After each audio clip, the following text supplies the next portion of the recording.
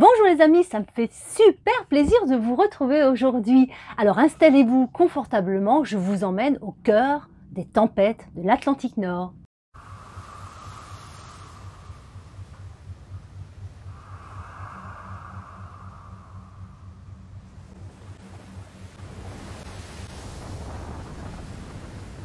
C'est le livre Homme des tempêtes, écrit par Frédéric Brunkel aux éditions Grasset, que je partage avec vous maintenant.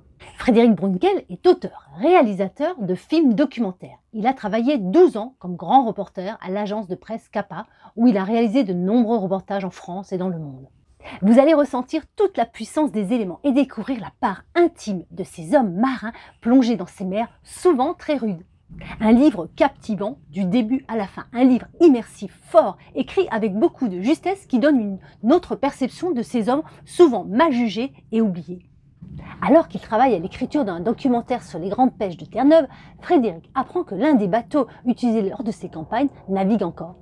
C'est ainsi qu'il embarque à bord du Joseph Roty II, le plus grand navire de pêche français, pour une campagne de pêche du merlan bleu en Atlantique Nord, un petit poisson de 20 à 30 cm, nerveux, qui s'assemble et se désassemble au fil des courants et des vents. Le Joseph Roty II est le plus grand chalutier français avec ses 90 mètres de long. Il est composé principalement d'un équipage de marins bretons, portugais et polonais. Le navire a été construit pour la pêche à la morue en 1974 sur un chantier naval polonais. Après l'interdiction de cette pêche sur Terre-Neuve en 1992, il a été transformé en bateau-usine. C'est donc l'unique bateau européen équipé pour la production du surimi. C'est le 3 janvier 2018 à Saint-Malo, après l'accord de l'armateur, que Frédéric embarque seul avec son matériel de tournage le temps d'une marée de 2 mois. Ce qui au départ ne devait être qu'un voyage pour réaliser un film reportage sur la vie des marins pêcheurs hauturiers va se transformer en une incroyable aventure humaine. En plein cœur de l'hiver, Frédéric va vivre au rythme de l'équipage, de la recherche du poisson, de la peur de ne pas remplir les cales, ce qui entraînerait inexorablement une absence de salaire pour tous. Ils doivent s'adapter aux poissons. Il y a le sonar, le sondeur et une technique de pêche qui consiste à faire des zigzags pour quadriller une zone. Sous la responsabilité du capitaine, Joachim est l'homme de toutes les manœuvres, le chef d'équipe de pêche. Il est petit et trapu, dirige ses voltigeurs qui travaillent sur le pont arrière. Tous maîtrisent l'art du ramandage, celui de tous les rafistolages, celui de l'amarrage. Ils sortent par tous les temps et par toutes les mers. Le Bosco est un seigneur à bord. À chaque manœuvre, il joue la vie de ses hommes et celui du chalut. Ces marins sont les mêmes qu'à la grande époque de la pêche à la morue. Ils ont hérité d'un mental d'acier leur permettant de résister à ces conditions extrêmes.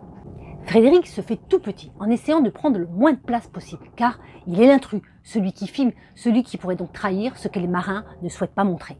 Les premiers jours, la mer est assez calme. Frédéric en profite pour découvrir le bateau. Pendant ce temps, les marins sont cloîtrés dans leur minuscule cabine. Ils résistent comme ils le peuvent, partis en quête de fortune à la recherche du merlan bleu. Ces derniers forçats de la mer ont quitté leur famille et leur vie à bord ne trouve aucun repos.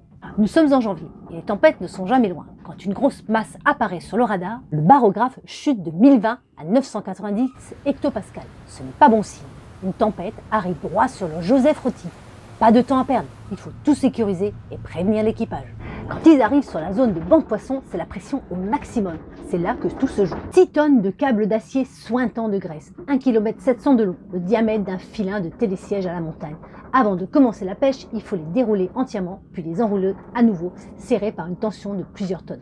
À bord, Frédéric va être le témoin privilégié de la vie de ces marins. Une vie rude, loin des siens, à la merci des tempêtes et du poisson. Un travail physique, éreintant, mais aussi libérateur dans des parcours de vie où parfois être marin est une voie qui s'est présentée au bon moment.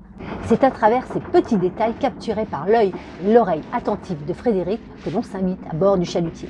Frédéric nous emmène d'un bord à l'autre du bateau, se faufilant dans les coursives et tanguant au rythme des vagues, à la rencontre de ceux qui le font vivre et avancer. Il y a les cuisiniers, les hommes des machines, ceux qui attendent impatiemment le banc de poissons pour pouvoir remplir les cales et celui qui d'un doigt dirige le bateau. J'avais vraiment envie de me faire une idée de cette vie à bord, de ce qui se passe, de ce qui se joue, comprendre. Un travail difficile dans des conditions très souvent extrêmes où la vie de ces marins en prend un sacré coup. Mais qui peut endurer tout ça? À quel prix et pour en tirer quoi à la fin? J'ai trouvé une grande partie de ces réponses dans le livre.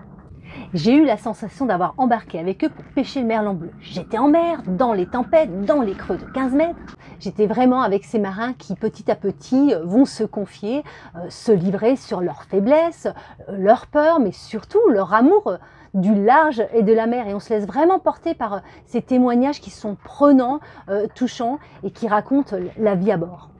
Cette immersion avec Frédéric est intense dans la densité de ses mots, de ses phrases et de ses émotions. Il n'embellit pas, mais il n'exagère pas non plus. C'est un récit très bien écrit, franc et humain.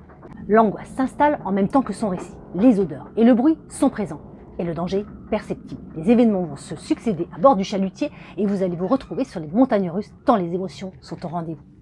Je voulais remercier chaleureusement Frédéric Brunkel qui m'a envoyé ce livre et qui m'a permis de découvrir cet univers. Voilà les amis, j'espère que cette nouvelle découverte littéraire vous a plu. N'hésitez pas comme d'habitude à commenter, à mettre un petit pouce bleu et puis pour les nouveaux, vous abonner. Je vous embrasse bien fort et je vous dis à bientôt.